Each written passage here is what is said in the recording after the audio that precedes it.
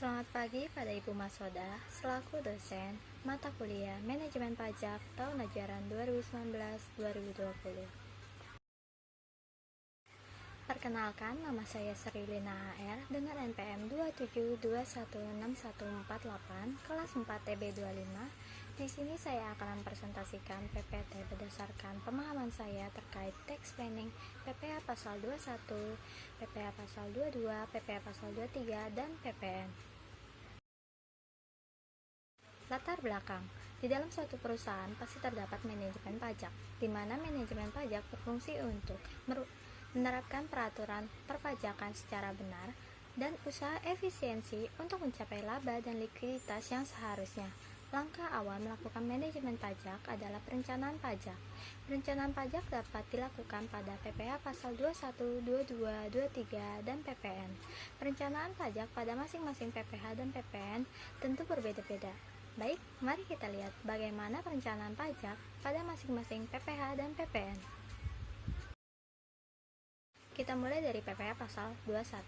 PPh pasal 21 adalah pajak atas penghasilan berupa gaji, upah, honorarium, tunjangan, dan pembayaran lain dengan nama dan dalam bentuk apapun sehubung dengan pekerjaan dilakukan oleh orang pribadi subjek pajak dalam negeri.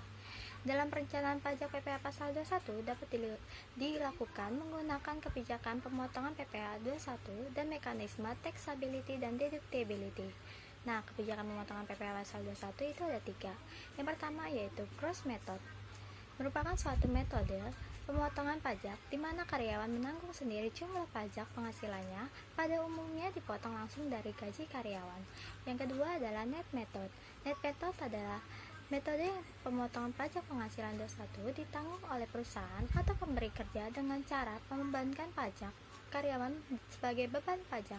Akan tetapi, menurut undang-undang pajak hal ini tidak dapat menjadi pengurang atau non-deductible expense. Yang ketiga yaitu cross up method, suatu metode pemotongan pajak di mana perusahaan memberikan tunjangan pajak yang jumlahnya sama besar dengan jumlah pajak yang akan dipotong dari karyawan. Hal ini dapat menjadi pengurang atau dapat dibiayakan.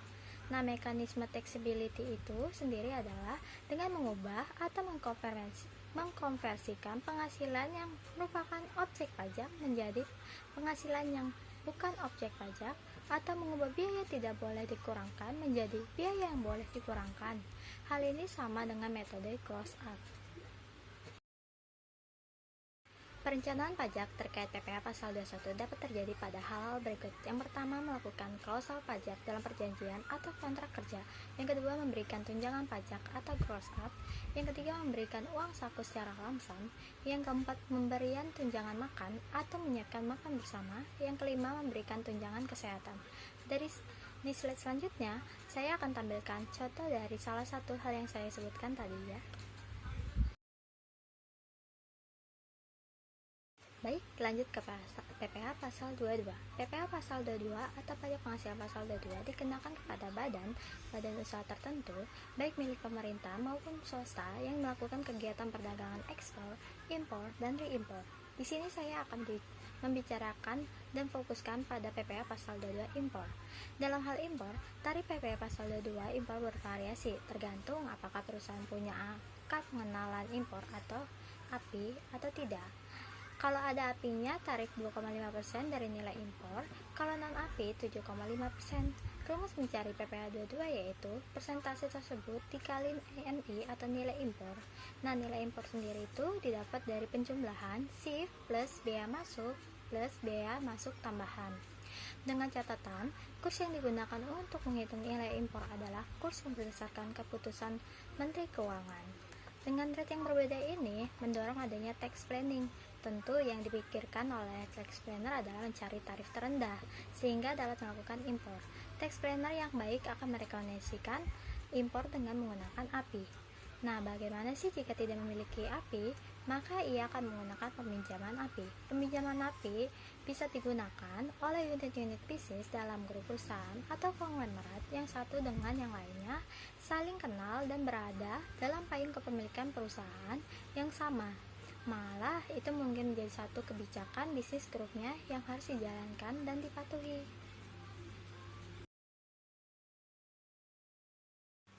PPh Pasal 23 adalah pajak yang dikenakan pada penghasilan atas modal, penyertaan jasa, atau hadiah dan penghargaan selain yang telah dipotong oleh PPh Pasal 21.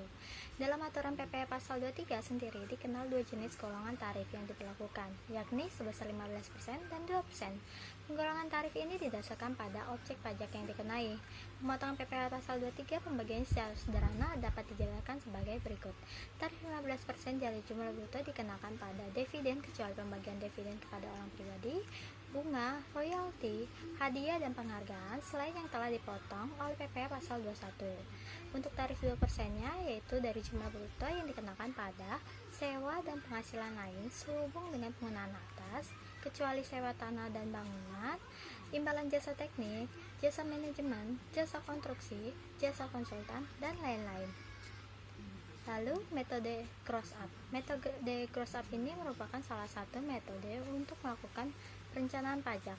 Nah, metode cross up adalah langkah yang dilakukan dengan memasukkan jumlah potongan PPh Pasal 23 pada nilai jasa yang hendak dibayarkan.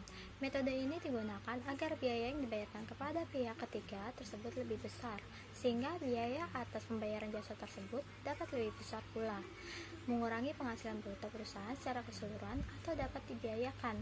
Hal tersebut dilakukan mengingat lebih besarnya tarif PPh badan perusahaan jika dibandingkan dengan tarif dengan PPh Pasal 23.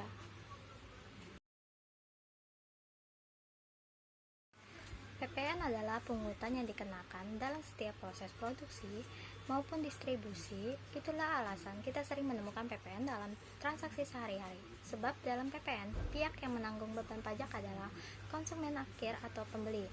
Objek PPN menurut Undang-Undang PPN Nomor 42 Tahun 2009 yaitu penyerahan BKP atau JKP di dalam daerah pabean yang dilakukan oleh pengusaha, dan penyerahan BKP tidak berwujud dan JKP dari luar pabean di dalam daerah pabean. Mekanisme pemungutan PPN menggunakan mekanisme indirect subtraction method atau invoice method dengan PK dikurangi PM. Nah, apa sih PK itu dan PM? PK adalah PPN terutang yang wajib dipungut oleh PKP yang melakukan penyerahan objek PPN. Sedangkan PN adalah PPN yang seharusnya sudah dibayar oleh PK karena perolehan objek PPN.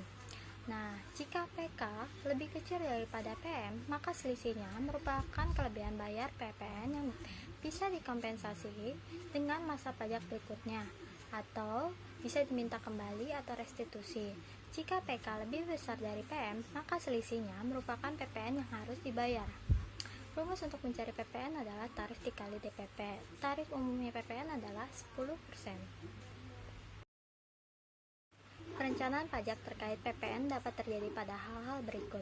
1. Mendaftar sebagai PKP. 2. Memaksimalkan fasilitas PPN. 3. Melakukan pemusatan pajak terutang. 4. Memaksimalkan restitusi PPN. Yang kelima, membangun sendiri tidak dalam kegiatan usaha. Yang keenam, PPN atas barang gratis untuk kepentingan promosi. Yang ketujuh, pengendalian pajak dengan tax review. Yang terakhir yaitu lebih sering melakukan ekspor BKP atau JKP daripada penyerahan dalam negeri. Nanti di slide selanjutnya saya akan tampilkan contoh dari salah satu hal yang saya sebutkan tadi. Metode penelitian dalam PPT ini adalah studi kasus pada perusahaan 1. PT ABS untuk PPh Pasal 21, kedua PT A dan PT B untuk PPh Pasal 22, ketiga CV Iqbal Perkasa untuk PPh Pasal 23, dan keempat PT Magenta Jaya untuk PPN. Contoh kasus tax planning untuk PPh Pasal 21. Dalam tahun 2019, PT ABF menyediakan dokter dan obat-obatan dengan cuma-cuma untuk pemeliharaan kesehatan pegawai yang berjumlah 1.000 orang, juga ongkos melahirkan yang jumlah totalnya 900 juta rupiah setahun. Atau rata-rata biaya untuk pemeliharaan kesehatan setiap karyawan dan tiap bulannya berjumlah 75.000 atau sama dengan 2.500 per orang per hari. Sebelum upah rata-rata pegawai masih sebatas UMR, yaitu sebatas 3.940.000 sekian. Sebelum tax planning, berdasarkan pasal 4 ayat 3 dalam huruf D UU Pajak Penghasilan Benefit in Kind seperti biaya berobat ke dokter, dan obat sebesar 900 juta tersebut bukan merupakan objek PPh atau non-taxable sehingga tidak dikenakan pajak. Sebaliknya, dari sudut pandang perusahaan yang mengeluarkan biaya secara komersial, pengeluaran ini merupakan biaya yang dapat dikurangkan dari penghasilan perusahaan, tetapi secara fiskal, Pasal 9 ayat 1 huruf E UU PPh merupakan biaya yang tidak boleh dikurangkan atau non-deductible sehingga harus dilakukan koreksi fiskal. Konsekuensinya, karena biaya tersebut merupakan biaya fiskal yang tidak boleh dikurangkan, maka koreksi fiskal yang dilakukan oleh Dirjen Pajak menimbulkan tambahan PPh badan tahun 2019 sebesar 225 juta rupiah. Lalu, dengan adanya tax planning, dengan mengubah pemberian dalam bentuk natural atau kenikmatan seperti dokter dan obat menjadi tunjangan kesehatan atau uang, maka secara fiskal, Pasal 4 ayat 1 huruf H UU PPh, tunjangan kesehatan tersebut merupakan penghasilan yang dikenakan pajak atau taxable. Dan di lain pihak, berdasarkan Pasal 6 ayat 1 huruf H, biaya tunjangan kesehatan tersebut dapat dikurangkan dari penghasilan bruto perusahaan atau deductible. Solusinya, untuk menghindari koreksi fiskal tersebut, PT ABX memberikan tunjangan kesehatan tunai sebagai pengganti daripada menyediakan dokter dan memberikan obat dengan cuma-cuma yang akan menambah penghasilan pegawai yang akan dipajaki atau taxable sebesar 900 juta. Dan bagi perusahaan, jumlah tersebut dapat dikurangkan dari penghasilan bruto perusahaan atau deductible.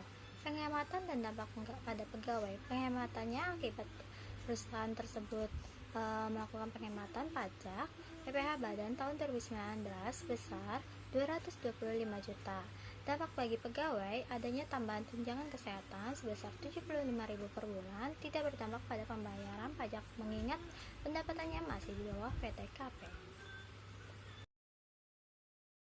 Contoh kasus tax planning PPh Pasal 22. Dalam mengerjakan beberapa proyek, PTA mempunyai rekanan kontraktor yaitu PTB yang telah memiliki API. Diketahui nilai impor sebesar 2.966.250.000. Jika PTA tidak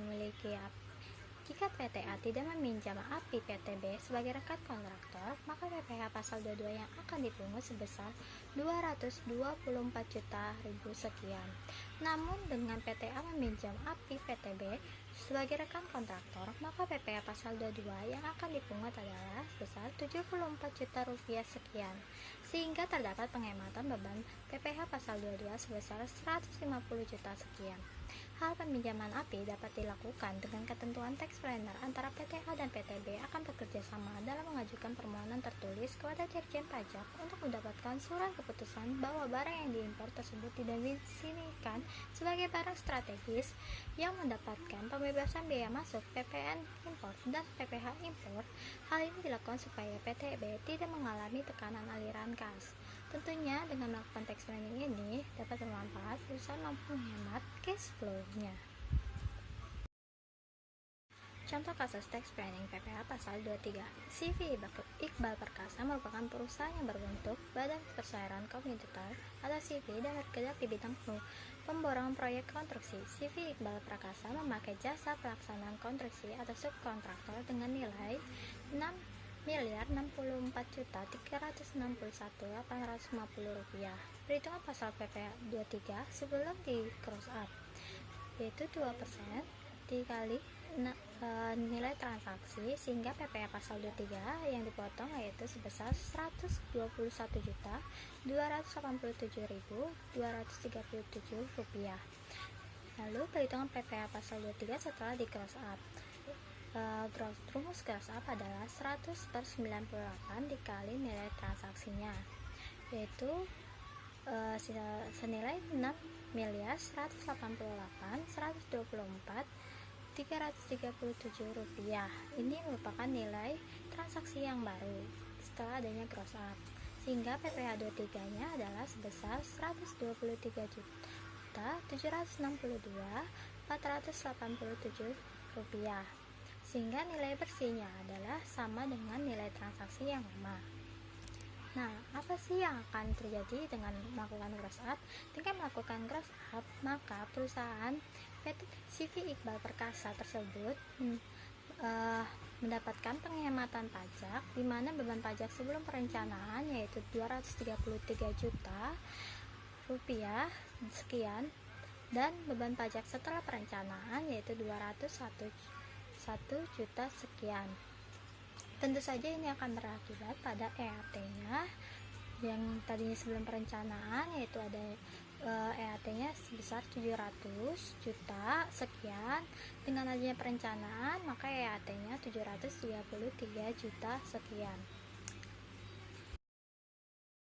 Contoh kasus tax planning PPN. PT Magenta Jaya mendirikan bangunan untuk kegiatan usahanya di bidang properti seluas 400 meter di daerah Mampang, Perapatan, Jakarta Selatan. Pembangunan tersebut dilakukan oleh satu pemborong yang juga berdomisili di daerah Mampang yang belum dikukuhkan sebagai PKP.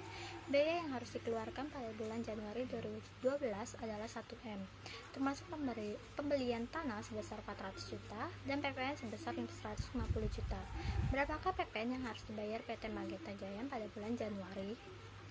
Tanpa adanya tax planning, jumlah PPN terutang yaitu 10% dikali 40% dikali pengeluarannya. Maka didapat jumlah PPN terutangnya yaitu 24 juta rupiah. Dengan adanya tax planning, PT Magenta Jaya mengalokasikan atau mengkapitalisasikan harga pembelian bangunan ke harga pembelian tanah sebesar 100 juta, sehingga harga tanah menjadi 500 juta. Jumlah PPN yang terutang yaitu 10% dikali 40% dikali 1 M dikurang 500 juta, sehingga jumlah PPN yang terutangnya didapat adalah 20 juta. Jadi dengan tax planning, PT Magenta Jaya dapat menghemat biaya pajak sebesar 4 juta. Kesimpulan, tax planning atau perencanaan pajak dapat dilakukan asalkan tidak melanggar peraturan undang-undang perpajakan. Tax planning dapat dilakukan pada PPh pasal 21, 22, 23, dan PPN. Perencanaan pajak pada masing-masing PPh dan PPN adalah berbeda-beda. Dari contoh kasus yang telah kita bahas, dengan menerapkan tax planning, perusahaan dapat menghemat beban pajaknya.